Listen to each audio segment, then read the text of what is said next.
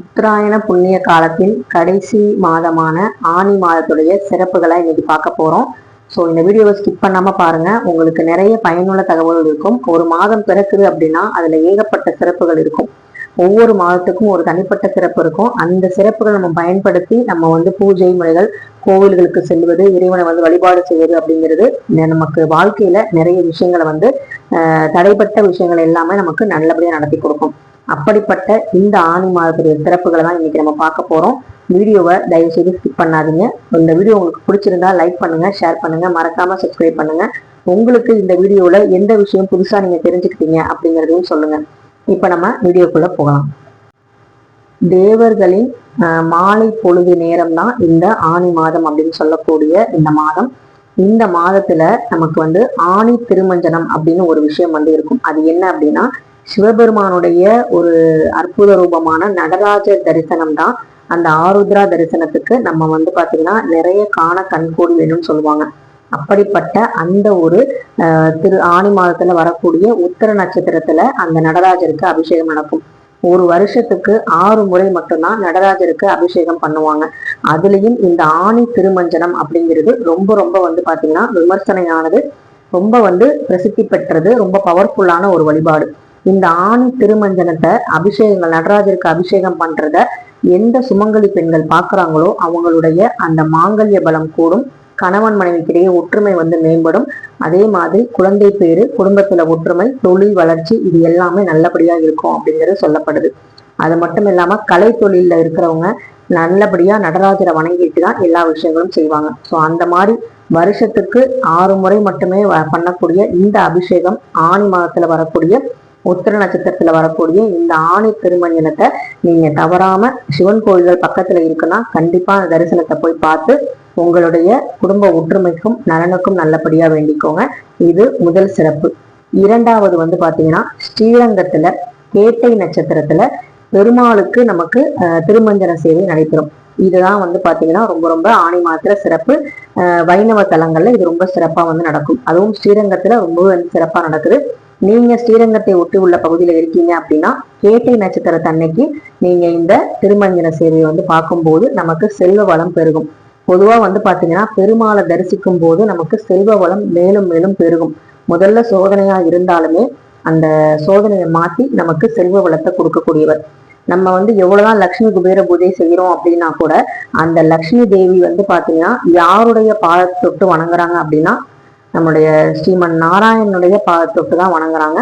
அதுதான் பாத்தீங்கன்னா அந்த லட்சுமி கடாட்சம் அப்படிங்கிறது அவங்களுக்கு இருக்கு. கணவன் மனைவி ஒருத்தருக்கு ஒருத்தர் இவங்க காலை தொட்டு வணங்கினாலும் மகாலட்சுமி தாயார் தன்னுடைய மார்பிள வச்சு அவங்களுக்குன்னு ஒரு மரியாதை கொடுக்க, 2 பேருமே பாத்தீங்கன்னா ஒரு சிறந்த கணவன் மனைவிக்கான உதாரணம் அப்படின்னு சொல்லலாம். கணவன் மனைவினா இப்படிதான் இருக்கணும். காலை தொட்டு கும்பிடுறதுனால அவங்க கீழே ஆனவங்களும் இல்லை. அதே மாதிரி பெருமாள் பாத்தீங்கன்னா அவங்க மனைவியை வச்சுக்கணும் மார்பிள அப்படிங்கிற அவசியமும் இல்லை. ஆனாலும் பாத்தீங்கன்னா இவங்க இல்லைன்னா நான் இல்லை, நான் இல்லைன்னா இவங்க இல்லை அப்படிங்கிறத உணர்த்துறது தான் பாத்தீங்கன்னா ஸ்ரீமன் நாராயணனுடைய அந்த அற்புத கோலம். அந்த திருமஞ்சன சேவையும் நீங்க இந்த மாதத்துல பாக்குறது ரொம்ப ரொம்ப நல்லது. அதே மாதிரி 3வது விஷயம், நீங்க திருச்சியை சேர்ந்தவங்களா இருந்தீங்கன்னா கண்டிப்பா உறையூர் வெக்காளியம்மனை பார்க்காம இருக்கவே முடியாது. அந்த கோயிலுக்கு கண்டிப்பா போயிருப்பீங்க. வெட்ட வெளியில இதை நான் போன வருஷம் ஆடி மாதத்துல நான் வெக்காளியம்மன் அம்மனோட சிறப்புகள், ஒவ்வொரு கோயிலோட சிறப்பை பத்தி சொல்லும் போது ஆடி மாதத்துல அந்த வெக்காளியம்மன் கோயிலுக்கு போன வீடியோவும் நான் போட்டிருப்பேன். வெட்ட வெளியில நமக்கு ஒரு அற்புதமான ஒரு விஷயத்த, என் மக்களுக்கு கூரை இல்லாம கஷ்டப்படும் போது நான் மட்டும் எப்படி கூரையோட இருக்க முடியும், இந்த உலகத்துல இருக்க எல்லா மக்களும் ஒரு கூரை வைத்து நல்லபடியா ஒரு வீட்டுல இருக்காங்க அப்படின்னா மட்டும்தான் நான் அன்னைக்குதான் என் கோவில்ல கூரை எழும்பும் அப்படின்னு சொன்ன ஒரு அற்புதமான தாய். பிள்ளைகள் கஷ்டப்படும் போது நான் மட்டும் எப்படி சந்தோஷமா இருக்க முடியும்னு நினைக்கிற ஒரு அற்புதமான காளியா இருந்தாலும் அவள் ஒரு பாசம் இருந்த தாய். அந்த தாய்க்கு ஆனி மாத பௌர்ணமியில மாம்பழ அபிஷேகம் பண்றாங்க. இது ரொம்ப ரொம்ப சிறப்பு வாய்ந்தது. இவ்வளவு வருஷமா திருச்சியில இருக்கேன்னு சொல்றதுக்கு எனக்கே கொஞ்சம் வெக்கமா தான் இருக்கு. இந்த ஒரு விஷயத்த நம்ம தெரிஞ்சுக்காம இருக்கோம். ஆனா தெரிஞ்சதுக்கு அப்புறமும் இந்த வருஷம் என்னால போக முடியுமான்னு கேட்டா கண்டிப்பா முடியாது. ஏன்னா பங்காளி கிட்ட நான் சொல்லியிருந்தேன் இல்லையா. ஸோ அதனால யாருக்கெல்லாம் வாய்ப்பு கிடைக்குதோ அந்த மாம்பழம் கொண்டு போய் கொடுங்க. கோவில்ல முன்னாடியே விசாரிங்க எப்ப நடக்குது அப்படின்னு. ஆனி மாதம் பௌர்ணமின்னு சொல்லியிருக்காங்க. முன்னாடி கேட்டு வச்சுக்கோங்க எப்ப பண்றாங்கன்னு. அப்ப போய் நீங்க வெக்காளி அம்மனுக்கு உங்க கைகளால மாம்பழம் வாங்கி கொடுத்து அபிஷேகம் பண்ணுங்க. அந்த மாம்பழத்தை திரும்ப அவங்க பிரசாதமா கொடுக்குறாங்க. ஸோ நல்லபடியா வந்து அந்த பிரசாதத்தை சாப்பிட்டு நல்லபடியா உடல் ஆரோக்கியத்தோட நல்லா சுபிக்ஷமா வந்து இருக்கணும்னு சொல்லி நான் வந்து வேண்டிக்கிறேன். அடுத்தது வந்து பாத்தீங்கன்னா தாயுமானவர், திருச்சியில இருக்கிற தாயுமானவர் சன்னதி, மலைக்கோட்டை கீழே தாயுமானவர் சன்னதி இருக்கும் பார்த்தீங்களா, உச்சி பிள்ளையார் கோயில்னு சொல்லுவோம் இல்லையா, அங்க வந்து வாழைப்பழ தார் வந்து பாத்தீங்கன்னா அந்த ஆனி பௌர்ணமி அன்னைக்கு அவங்களுக்கு வந்து சேவை வந்து பண்ணுவாங்களாம், சமர்ப்பணம் வந்து பண்ணுவாங்களாம். யார் வேணாலும் வந்து இந்த வாழைப்பழத்தார் வந்து வாங்கி கொடுக்கலாம்.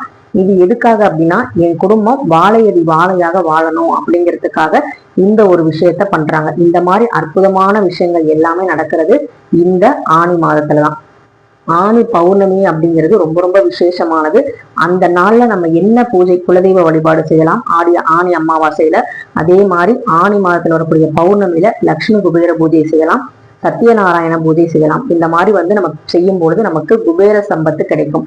அது மட்டும் இல்லாம ஆனி மாதத்துல வரக்கூடிய ஏகாதசிய நீங்க யாரும் மிஸ் ஆனி மாதத்துல வரக்கூடிய ஏகாதசி, வளர்பிறை ஏகாதசி, தேய்பிறை ஏகாதசி, 2 ஏகாதசியிலுமே நீங்க வந்து பெருமாளுடைய தரிசனம், விஷ்ணு தரிசனம் இதெல்லாம் வந்து செஞ்சுட்டு நீங்க நல்லபடியா வந்து பெருமாளை வந்து வேண்டிக்கோங்க. ஏன்னா இந்த ஆனி மாதத்துலதான் பெருமாள் வந்து கூர்ம அவதாரம் அப்படிங்கிற ஒரு அவதாரத்தை வந்து எடுத்தாரு. ஸோ அந்த நாள்ல ஏகாதசி அன்னைக்கு நம்ம பெருமாளையும் லட்சுமி தேவியையும் வழிபடும் பொழுது நமக்கு குபேரனுடைய அருள் வந்து பரிபூர்ணமா கிடைக்கும் அப்படின்னு சொல்லுது. நிறைய பேர் வந்து நம்ம லட்சுமி குபேர பூஜை பண்ணிட்டு இருக்கோம், நம்மளை ஃபாலோ பண்ற சப்ஸ்கிரைபர் நிறைய பேர் வந்து பண்ணிட்டு இருக்கீங்க. ஸோ இந்த ஆனி மாதத்துல நீங்க வந்து இந்த ஏகாதசியை தவற விடாதீங்க. நானுமே வந்து ஏகாதசி வழிபாடு செஞ்சு நிறைய வீடியோஸ் வந்து போட்டிருப்பேன், ஷார்ட்ஸ் எல்லாம் கொடுத்துருக்கேன். ஆனா இந்த முறை என்னால பண்ண முடியாது. ஆனா நம்ம சப்ஸ்கிரைபர் யாருமே வந்து சஃபர் ஆகக்கூடாது, அவங்களுக்கு இந்த விஷயங்கள்லாம் போகணும் அப்படிங்கிறதுக்காக தான் ஏன் சார்பா எனக்காகவும் நீங்களும் வேண்டிக்கோங்க, எல்லாத்துக்காகவும் பூஜை பண்ணிக்கோங்க, உங்க குடும்ப நலனுக்காகவும் நீங்க நல்லபடியா வேண்டிக்கோங்க. அடுத்தது வந்து பாத்தீங்கன்னா முருகப்பெருமானுடைய ஒரு அற்புத பக்தர் அப்படின்னு சொல்லலாம், ஒரு முருகப்பெருமானுடைய ஒரு அவதாரம்னே சொல்லலாம் அருணகிரிநாதரை. அப்படிப்பட்ட அருணகிரிநாதருக்கு இந்த குரு பூஜை பண்றது அப்படிங்கிறது ஆனி பௌர்ணமியில பண்றது. அதே மாதிரி ஆனி அமாவாசை குலதெய்வ வழிபாடு செய்யறது ரொம்ப ரொம்ப உகந்தது.